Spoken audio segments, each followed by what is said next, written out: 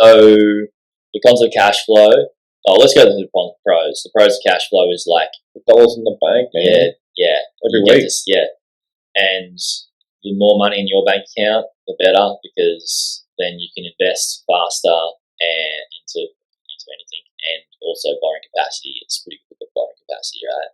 Yep, because banks are assessing your personal income and your investment income with your borrowing capacity for a future purchase. Mm-hmm. So very, very powerful stuff. And I guess the cons and pros of both is that the cash flow is more guaranteed. If you buy something, you know what it's going to rent for, what it's going to rent for, and that's going to happen the day you buy it. Yeah. Or once you get a tenant in there, which is a week or 2 weeks after it settles. So that's guaranteed. Whereas the capital growth, that's hitting on the crystal ball stuff where projections, future projections of hoping it to grow, and you don't know how fast it's going to grow or not grow. Yeah, and shit, that's it.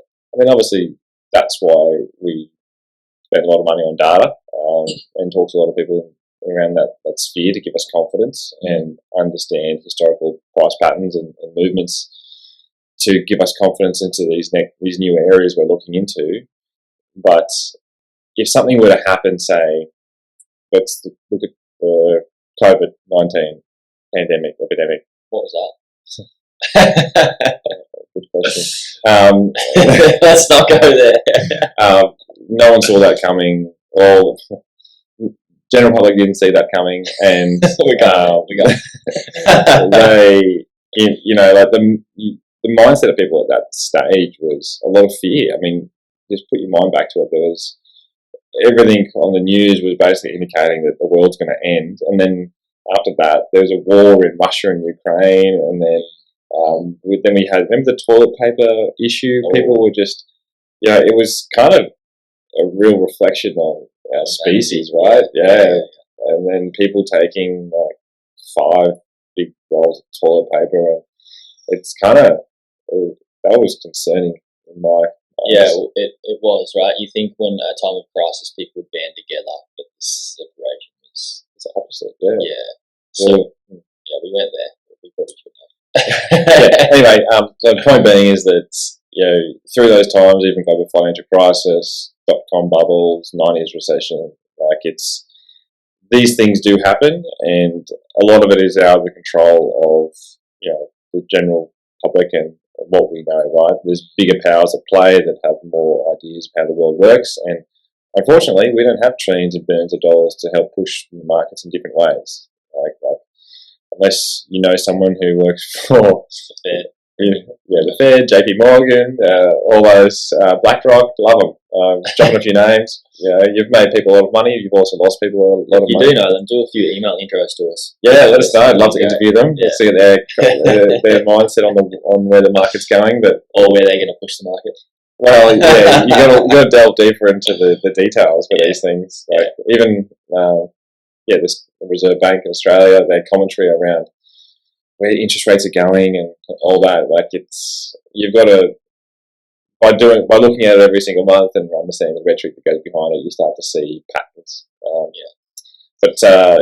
Point being, crystal ball, no one's got one. If something can happen, the market can pull back, but that's the pro of cash flow, is you don't know what growth you're going to get out of capital growth, but if you've got cash flow, you know that you're going to get your rent.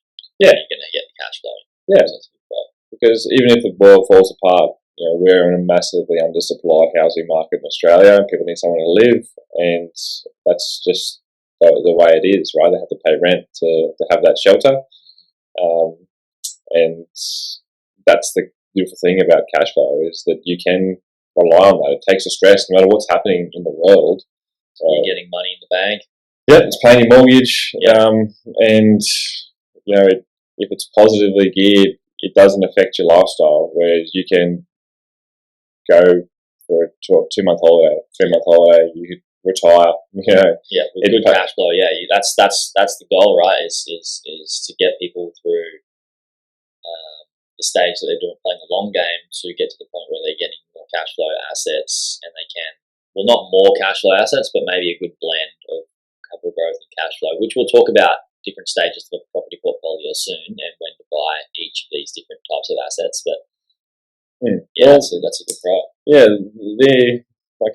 the biggest factor is you want to try and get the best of both worlds, right? Like you want good capital growth and cash flow. If you had to choose, you have to understand where you are in your life. Yeah. If